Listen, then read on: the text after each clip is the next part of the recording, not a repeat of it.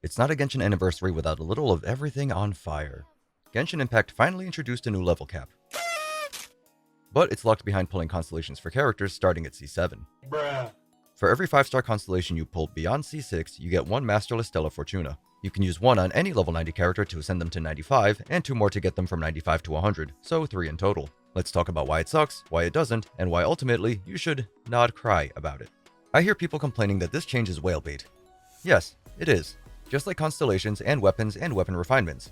I looked at a few databases and I've been seeing different numbers regarding level 100 stats, so I've made an example out of Flins since his numbers were shown directly on the 6.0 livestream. After a lot of nerd stuff, I found that going from level 90 to 95 is about a 4.82% personal damage increase, and from 95 to 100 is about another 4.6%. In total, going from 90 to 100 is almost a 10% personal damage boost for Flins. This includes lunar charged reaction damage, his regular talent damage, and the adjusted defense multiplier where applicable, and for reasons I'll explain later, this is possibly a highball estimate. However, this could also be a lowball estimate. It is possible that a new level cap could mean higher talent levels, but as this was not explicitly shown on the livestream, I'll exclude this assumption for now. For further context, since this is personal damage only, you'll observe an even smaller increase when looking at the entire team's contribution. This can be seen as a very not that good C1 for the low price of an extra 3 Chi-Chis. Though this system can be considered whale bait, and whales will indeed benefit from this sooner, it is also a system that you can benefit from after a very long time. And it requires nothing of you aside from continuing to play the game as you normally would. Does it suck that you probably can't get all your favorite units to level 100 soon? A little, but also maybe not. Consider a world where reaching level 100 is just like reaching level 90. This could include a lot of potentially cool things. Sure, it'd be a lot of resin and grinding, but at least I'd have a break from farming artifacts, and this weasel would have a break from watching me skirk off. With the new level cap, we could have new talent levels or ascension passives leading to potentially new combos or rotations.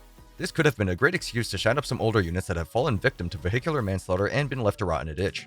Even if we look at only what was confirmed to the 6.0 livestream, with little help from some recent leaks causing me to rewrite 30% of my script after I finished recording everything, leading to a magnificent crash out, a simple level bump would still moderately boost transformative reactions, at least based on what we know. Looking at the level multiplier on the wiki, transformative reactions will receive about a 40% boost in damage just by bringing your trigger from 90 to 100. A reliable leak says this should be squished down to about 16%, which is much less aggravating. Multiplicative reactions don't use this number, so a character focused on melt or vaporize will have much less to gain, only about 8%, at least for the characters I checked. Transformative reactions, by virtue of not being multiplicative reactions, generally feel a bit behind, at least for now. In the days of Dendro's booming blooming, Hyperbloom's less demanding gearing requirements made it a cheap team with strong damage. While this team can still clear the majority of content, it's much less impressive than it used to be, and a bit of a bump in team DPS would help in putting it back on the map. Just as a gentle reminder, some of these points make a lot of assumptions, like applying Flins' stat gains to other characters for growth estimates. I'm not looking at any more leaks, I'm not rewriting the script again. That being said, because this is still before 6.0, things are, as always, subject to change, which is why my estimate for Flins earlier may have been on the generous side. Giving transformative reactions a higher level multiplier will help in keeping up with multiplicative reactions. However, while squishing it down may shatter some dreams, it allows a player to say, it's not that big of a gain. I'll give my favorite unit the Ascension instead. With a new slew of lunar reactions on the horizon, they could go either way. Reminder aside, so far, these all look like good things. So why didn't HoYo make level 100 with all the bells and whistles accessible? I don't think it's money. Whales we're going to spend anyway, and I doubt people who are free to play will change specifically to pay to lose. Unless those constellations beyond C6 are free, like in some upcoming events, these are not worth targeting in my opinion. That is, don't pull for C7 limited characters to get one character to level 95. Unless you want to. Perhaps it's laziness. Giving characters new ascension passives, balancing higher talent levels, giving older characters some extra attention so they can keep up with the shiny new ones, it's a lot of work. Not to say I'm excusing them, HoYo is a several billion-dollar company, surely they can throw money at a problem and the problem would go away. That's partially a joke, money doesn't buy time. But on the topic of buffing units, HoYo doesn't really treat Genshin the same way as its other prominent sister titles. Outside of very specific cases, Genshin characters rarely get direct kit buffs, instead relying on indirect glow-ups, like new support characters or new artifacts at releases. I see this unlikely to change, but I can dream. Looking past character adjustments, if everyone could easily reach level 100, HoYo would also have to buff enemies. This will let me neatly segue into a common concern I've been seeing. Level 100 will affect game balancing. And this is true, if everyone could do it with relative ease. But right now, another big claim I'm seeing is the system is mostly for whales. And this is true, but they can't both be true with the way HoYo is implementing it. With a super scientific sample size of Simple Steven, that's me, my free-to-play account has 0 C6 5-star units. In fact, my highest constellation on this account is C4. With 2 free upcoming constellations that I'll talk a little more about later, I'll have 1 C6 Diluc. That's not even enough for one level 95 character. Now this is not a day 1 account. It was started about a month after the game's launch, and I've been inactive for almost 18 months in total. But I've been comfortably clearing Spiral Abyss and Imaginarium Theater every time with mostly C0R0 units. Almost. I'm not bragging, I am terrible at this game. But the point is, with the exception of Stygian Onslaught Dire mode, Genshin has never been balanced around whales. So to say level 100 is a whale mechanic and simultaneously be worried about the game getting more difficult due to the new level cap is probably going to make you lose more hair than you want to over a video game. Don't get me wrong, the game will get harder over time as it always has been, but that'll mostly be due to players getting more characters, less skill issue, better builds, and power creep in general, not a new level cap. At least, not anytime soon. With all that out of the way, I'd like to address a few other concerns I've noticed floating around. The difference between the whales and the free-to-plays grows even further. This is true, and definitely puts you at a disadvantage for all that PvP you're not doing. If you, as a low spender or free-to-play player, are concerned about the gap between your account's power level and a whale's, I have some sobering news for you. Neither you nor I are keeping up with that now, and we are not keeping up with it later. Comparison is the thief of joy. That and losing your 50-50s, for now. So it might be best to just enjoy the game in your own way at your own pace, unless the way you enjoy the game is by seething, in which case I won't stop you. Moving on to further concerns, some people will pump as many resources into a character as they can, even if it doesn't make a lot of sense. I can understand the disappointment that comes with knowing your once maxed character is no longer maxed. It's emotional damage! To help with this, allow me to flex my PhD from Copium University.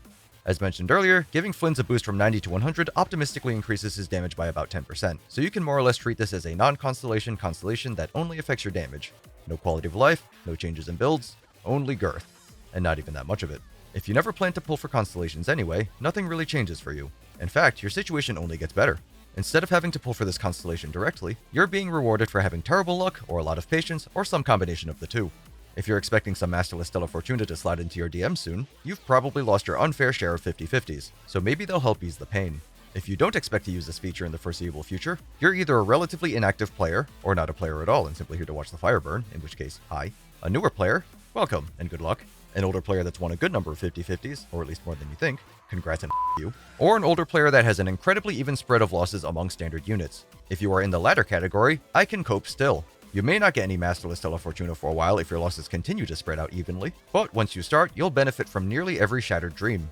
As an extra tip, we'll be getting a permanent recurring event called To Temper Thyself and Journey Far, where we can earn 4 constellations for select units that you already own up to 1 constellation per unit. Most of the available units admittedly don't have very good early constellations, with the exception of a few assuming they're units you actively use and enjoy, so if you find that there aren't any characters you're interested in, I recommend targeting standard units to either build towards Constellation 6, or gain Masterless Stella Fortuna instead. We're also getting a standard banner selector for the anniversary rewards, so that's another one you can use for Masterless fodder. The last concern I'd like to bring up is this sort of sets a precedent. Again, Genshin has always been the kind of game that casts a wide net and tries to catch everyone. You have a wide open world, lovely lore, cool combat, crazy characters, a captivating card game, Osu adjacent, and a tailor-made teapot. Most of these can be experienced to their fullest without spending anything, so I do think it's fair that whales get their money's worth in things like Stygian Onslaught. Much like Stygian Onslaught, the implementation of level 100 seems pretty divisive, and you probably don't want to go out of your way to anger your player base. Again, if you couldn't implement level 100 in a less abrasive way, perhaps it would have been better to use those Masterless Fortuna for something else. To be fair, it is impossible to make everyone happy. Watch as I continue to disappoint both of my parents by doing my best. Not to open old wounds, but if you play Wuthering Waves, you might have remembered their recent anniversary that gave birth to this glorious, player-friendly meme. For context, there were a lot of cool announcements and freebies given to new or returning players, but very little for veterans, causing a bit of turbulence.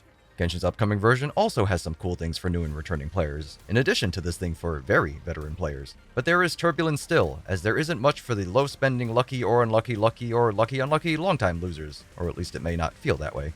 I'm sure there are crueler ways to implement level 100 or an additional coping feature for losing your rate-up characters, but I'm not paid enough to think. I'm not paid at all. But if you have any great ideas, feel free to leave them in the comments so I can shamelessly farm engagement. Or don't. Social interactions cause me great anxiety. All that being said, if you're disappointed by the implementation of a level 100 cap, I don't blame you, and I encourage you to leave feedback in HoYo's next survey or in the feedback menu if you think they could and should do better. As it's already been announced and 6.0 is right around the corner, I find it unlikely for the system to be changed. But even though I think there are many missed opportunities, it's overall a positive thing. It's a long-term goal for a minor gain, and that's by design. What you'll stand to gain from this depends on your priorities, and your priorities may align with your spending habits. For example, whales are girthy, and most of them are probably going to prioritize their multi-million mammoth units like Moiko, where the 8% improvement in mutilating Mitoshiels massively surmounts what they would have seen in saving it for shattering instead. On the other hand, a player with less vertical investment may find that boosting one character a little is wasteful compared to a bigger boost in blooms for their other Spiral Abyss team. And on the other hand, people like me are going to pump it into Farina, because neither boost is worth it over saying I have a level 100 Farina. Similar to capturing Radiance, it's a system designed to soften the blow of losing your coin toss. While it doesn't shield you like capturing Radiance does, it offers you a small constellation prize if luck isn't on your side. If you can't make use of it now, you'll be able to in due time, spender or not. And if you find that even after a while, your standard constellations aren't coming in, or you're not seeing any Masterless Stella Fortuna plop into your lap, that means you're winning. You lucky bastard. Enjoy it. Remember, it's a gacha game, and patience gets rewarded. Usually. Or you can wait faster by ripping your wallet a new one. You don't gotta listen to me, I ain't the boss of you.